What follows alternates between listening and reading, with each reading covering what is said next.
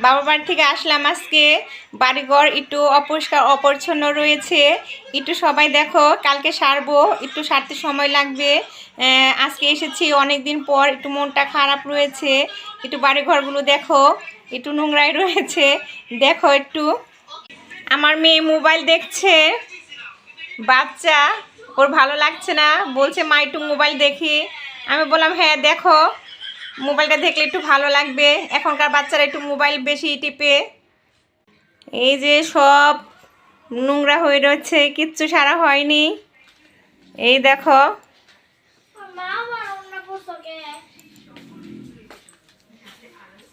এই যে